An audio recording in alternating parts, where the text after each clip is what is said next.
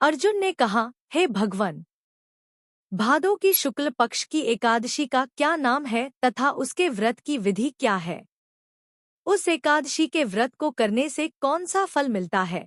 हे मधुसूदन, यह सब समझा कर कहिए। भगवान श्री कृष्ण बोले, हे अर्जुन, भादो मास के शुक्ल पक्ष की एकादशी को जयंती एकादशी भी कहते हैं। इस एकादशी की कथा के सुनने मात्र से ही समस्त पापों का नाश हो जाता है और प्राणी स्वर्ग का अधिकारी हो जाता है। इस जयंती एकादशी की कथा से नीच पापियों का भी उद्धार हो जाता है। यदि कोई धर्मपरायण मनुष्य एकादशी के दिन मेरी पूजा करता है तो मैं उसको संसार की पूजा का फल देता हूँ। जो मनुष्य मेरी पूजा करता है उसे मेरे लोक की प्राप्ति होती है, इसमें किंचित मात्र भी संदेह नहीं।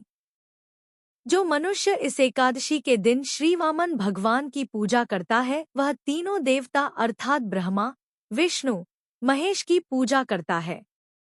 हे अर्जुन, जो मनुष्य इस एकादशी का व्रत करते हैं उन्हें इस संसार में कुछ भी करना शेष नहीं रहता। इस एकादशी के दिन श्री विष्णु भगवान करवट बदलते हैं, इसलिए इसे परिवर्तिनी एकादशी भी कहते हैं।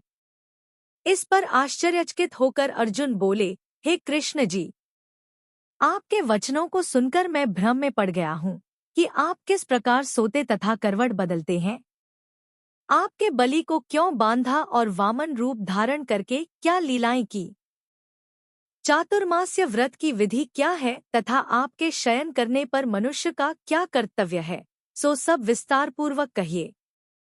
श्री कृष्ण भगवान बोले, हे अर्जुन, अब तुम पापों को नष्ट करने वाली इस कथा का श्रवण करो। त्रेतायुग में बलि नाम का एक दानव था। वह अत्यंत भक्त, दानी, सत्यवादी तथा ब्राह्मणों की सेवा करने वाला था। वह सदैव यज्ञ, तप आदि किया करता था। अपनी इसी भक्ति के प्रभाव से वह स्वर्ग में इंद्र के स्थान पर राज्य करने लगा। इंद्र तथा अन्य देवता इस बात को सहन न कर सके और भगवान के पास जाकर प्रार्थना करने लगे। अंत में मैंने वामन रूप धारण किया और तेजस्वी ब्राह्मण बालक रूप में राजा बलि को जीता। इस पर अर्जुन बोले, हे जनार्दन, आपने वामन रूप धारण करके उस बलि को किस प्रकार जीता, यह सब विस्तार पूर्वक समझाइए। श्री कृष्ण भगवान बोले, मैंने वामन रूप धारण करके राजा बलि से याचना की कि हे राजन, तुम मुझे 3 पैर भूमि दे दो, इससे तुम्हें 3 लोक के दान का फल प्राप्त होगा। राजा बलि ने इस छोटी सी याचना को स्वीकार कर लिया और भूमि देने को तैयार हो गया।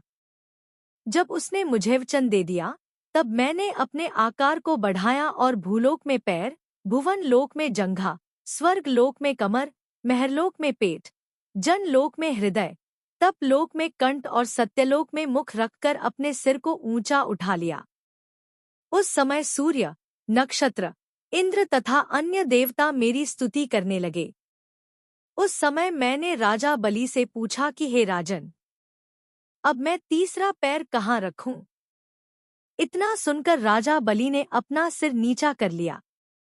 तब मैंने अपना तीसरा पग उसके सिर पर रख दिया और इस प्रकार देवताओं के हित के लिए मैंने अपने उस असुर भक्त को पाताल लोक में पहुंचा दिया। तब वह मुझसे विनती करने लगा।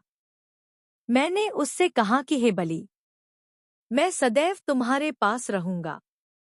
भादों के शुक्ल पक्ष की परिवर्तिनी नामक एकादशी के दिन मेरी एक प्रतिमा राजा बलि के पास रहती है और एक क्षीर सागर में शेषनाग पर शयन करती रहती है। इस एकादशी को विष्णु भगवान सोते हुए करवट बदलते हैं। इस दिन त्रिलोकी के नाथ श्री विष्णु भगवान की पूजा की जाती है। इसमें चावल और दही सहित चांदी का दान किया जाता है। इस दिन रात्रि को जागरण करना चाहिए। इस प्रकार व्रत करने से मनुष्य समस्त पापों से मुक्त होकर स्वर्ग लोक को जाता है। वह स्वर्ग लोक में जाकर सदैव चंद्रमा के समान प्रकाशित रहता है। उसको इस लोक तथा परलोक दोनों में यश मिलता है। जो इन पापों को नष्ट करने वाली कथा सुनते हैं उन्हें अश्वमेध यज्ञ का फल मिलता है। कथासार। व्यक्ति दान करे किंतु दान करके अभिमान न करे।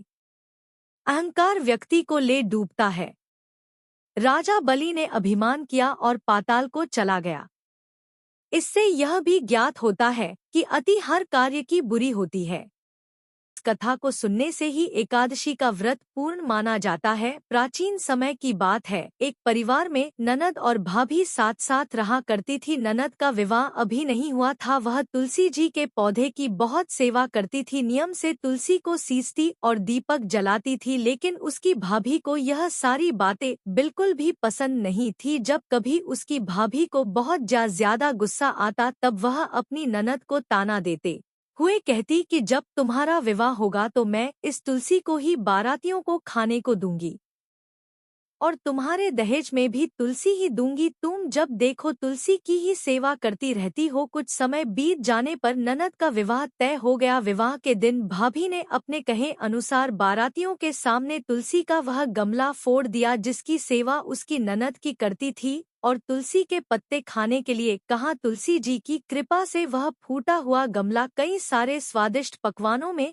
बदल गया। भाभी ने गहनों के नाम पर तुलसी की मंजरी से बने हुए गहने अपनी ननद को पहना दिए। देखते ही देखते तुलसी जी की मंजरी से बने वह गहने भी सुंदर सोने जवाहरात में बदल गए। इतना ही नहीं, भाभी ने मारे क्रोध के वस्त्रों के स्थान पर तुलसी का जनेऊ रख दिया और वह भी सुंदर रेशमी वस्त्रों में बदल गया। अब जब ननद अपनी ससुराल में पहुंची तो ससुराल में तो उसके दहेज की बहुत प्रशंसा हुई। यह बात भाभी के कानों तक भी पहुंची तो उसे बहुत आश्चर्य हुआ। उसने सोचा कि उसने तो ननद के गहने, कपड़े और जने तक तुलसी जी के ही रखे थे और तुलसी की मंजरी रखी थी। यह सब जानकर भाभी को बहुत आश्चर्य हुआ। अब उसे तुलसी की पूजा का महत्व समझ में आ गया था। उस भाभी की भी एक बेटी थी। तब वह अपनी बेटी से कहने लगी कि बेटी तुम भी तुलसी की सेवा किया करो, तुम्हें भी तुम्हारी बुआ की तरह फल मिलेगा। वह जबरदस्ती अपनी बेटी से तुलसी की सेवा करने को कहा करती, लेकिन बेटी का मन तो तुलसी की सेवा में लगता ही नहीं था। धीरे धीरे समय बीता, भाभी की लड़की बड़ी हो गई। अब उसके विवाह का समय आ गया। तब भाभी सोचने लगी कि जैसा व्यवहार मैंने अपनी ननद के साथ किया था वैसे ही अब मैं अपनी बेटी के साथ भी करूंगी, तो यह भी गहनों से लद जाएगी और बारातियों को भी खाने में तरह तरह के पकवान मिलेंगे और ससुराल में भी इसे बहुत मान सम्मान मिलेगा। यही सोचकर भाभी बारातियों के सामने तुलसी का गमला फोड़ देती है, लेकिन इस बार गमले की मिट्टी मिट्टी रहती है। मंजरी और पत्ते भी अपने ही रूप में रहते हैं। जनेऊ ने भी अपना रूप नहीं बदला और जब भाभी ने सभी बारातियों को खाने में तुलसी के पत्ते दिए तो यह देखकर सभी लोग और बाराती भी भाभी की बुराई करने लगे। भाभी ने लालच में आकर अपनी बेटी के दहेज में भी तुलसी के पत्ते और मंजरी आदि रख दिए थे। जब बेटी अपने ससुराल पहुंची तो वहां पर भी उसकी बुराई ही हुई। भाभी गुस्से के मारे कभी भी अपनी ननद को नहीं बुलाती थी। एक दिन भाई ने सोचा कि मेरी पत्नी तो मेरी बहन को बुलाती नहीं है क्यों ना मैं ही अपनी बहन से मिलकर आऊं। यह सोचकर उसने अपनी पत्नी से कहा और कुछ उपहार अपनी बहन के लिए ले जाने की बात कही तो भाभी ने थैले में ज्वार भरकर कह दिया कि यह लो और कुछ नहीं है तुम यही लेकर जाओ। तब भाई बहुत दुखी मन से अपनी बहन के पास चल दिया। रास्ते में वह सोचता रहा कि कोई भाई भला अपनी बहन के घर ज्वार कैसे लेकर जा सकता है। यही सोचकर वह एक गौशाला के पास रुक गया और